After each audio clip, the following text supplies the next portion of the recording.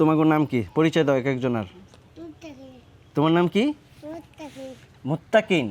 Wow, তোমার নামটা তো অনেক সুন্দর। আর তোমার নাম কি? ইসরাফিল। তোমার নাম ইসরাফিল। তোমার বাবার নাম? ইলিয়াস। আর তোমার নাম? ইব্রাহিম খলিল। ইব্রাহিম খলিল। বাহ, অনেক সুন্দর নাম। তোমার বাবার নাম? ইসমাইল। ইসমাইল। এই তাহলে এই বায়োগ্যাসের মালিক তুমি? এই যে তোমার পিছনে যে বায়োগ্যাসটা পড়ছে এটার মালিক তুমি না? তাহলে আমি যে এতক্ষণ বললাম যে কথাগুলো এগুলো মনে আছে? জি। যেহেতু তোমার বাবা প্রবাসে থাকে, এখন থেকে পরিচালনা করতে হবে কার? তোমার। ঠিক আছে? বাবা না থাকলে কি দায়িত্ব কার? আমার।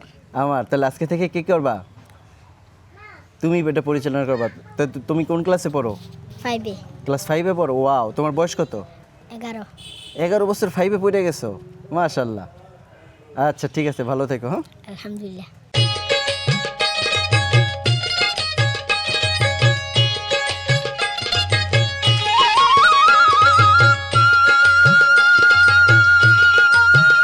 আসসালামু আলাইকুম। কেমন আছেন সবাই? সবুজ শক্তির পক্ষ থেকে আরও একবার আপনাদের সবাইকে সুস্বাগতম। এটা মূলত ইসমাইল ভাই আমাদেরকে অর্ডার দিয়েছে। উনি একজন প্রবাসী আর একজন রেমিডিয়েন্স যোদ্ধা, যিনি প্রবাসে থেকে আসলে আমাদের দেশের জন্য অনেক কিছু করছে।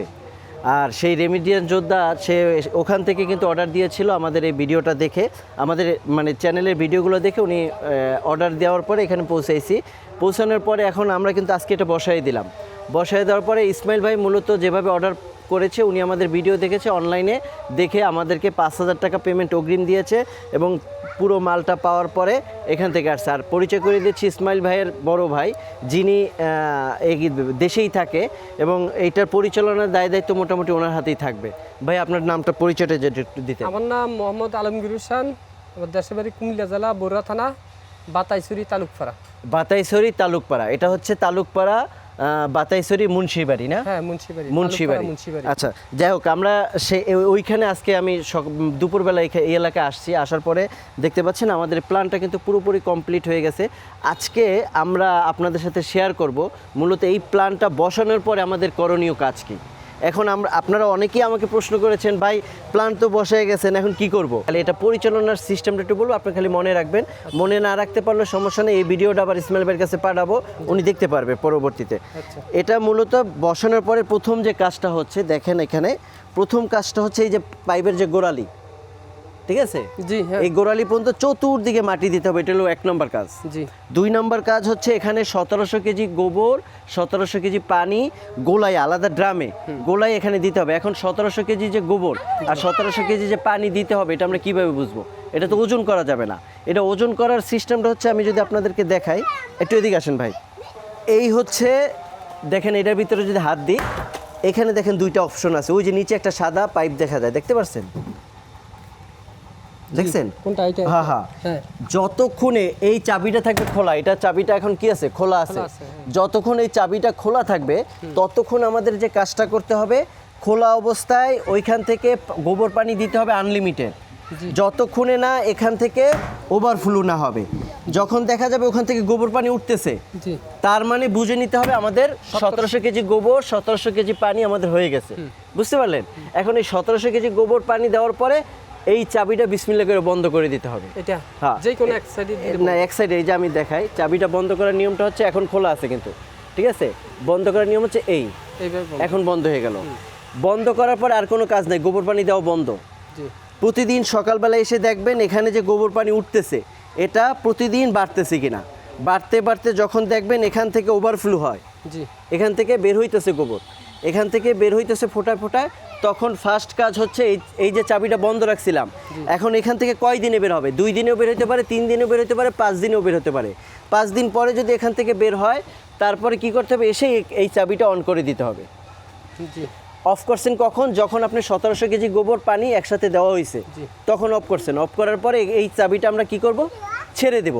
ছেড়ে দেওয়ার পরে যতক্ষণ দেখবেন এখান থেকে ফসফস করে গ্যাস বের হইতেছে, ঠিক আছে, ততক্ষণ এটা চালু থাকবে।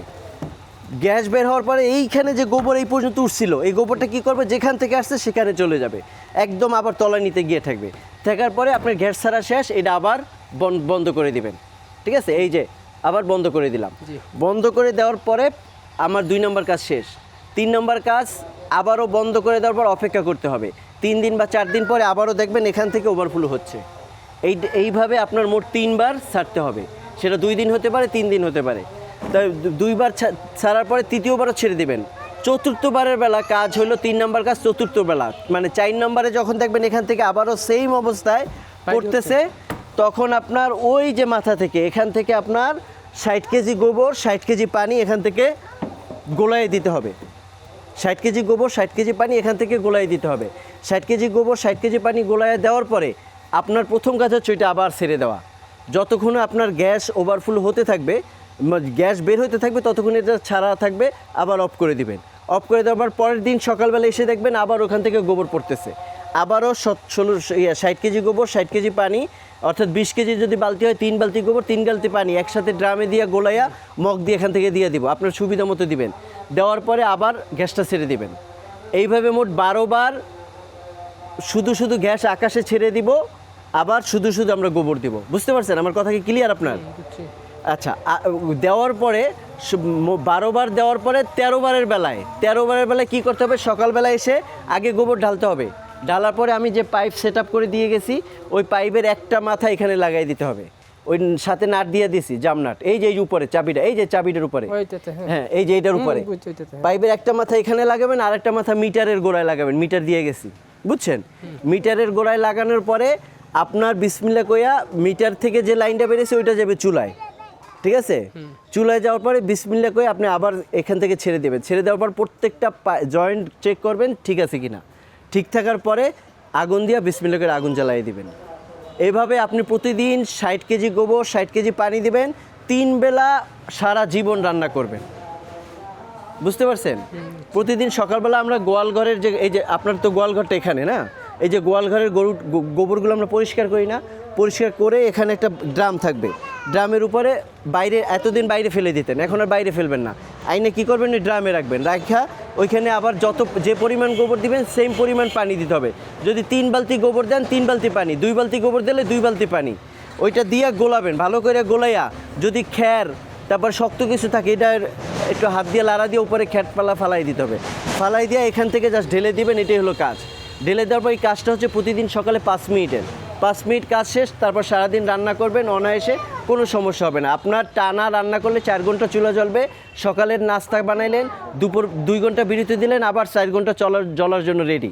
আবার দুপুরবেলা বিরতি দেওয়ার পরে আবার রাত্রে রান্না করতে যাবেন, আবার 4 ঘন্টা জ্বলা যায়। কখনো মা বোনেরা কিন্তু 4 ঘন্টা টানা চুলা জ্বালায় না, হয়তো 2 ঘন্টা 1.5 ঘন্টা, সর্বোচ্চ 1 ঘন্টা 1.5 ঘন্টা 2 ঘন্টা। এইভাবেই আমরা অনায়াসে এখান থেকে সারা জীবন গ্যাস পাবো। আর এটা যদি কখনো ডিস্টার্ব দেয়, যদি কখনো মনে হইতেছে আগে যেরকম এখান থেকে ফসফস করে গ্যাস বেরোতো বা চুলা থেকে গ্যাস বের হচ্ছে না এখন আগের মতো, আপনার কাজ হচ্ছে এটারে মানে বন্ধ করে দিতে হবে। বন্ধ করে দিয়ে এই এইটা খুলে ফেলতে হবে। খুলে ফেলে তারপরে একটা জিআই তার নিতে হবে লম্বা, জিআই তারটা নিয়ে এখান থেকে জিআই তারটা দিয়ে জাস্ট আপ ডাউন করতে হবে।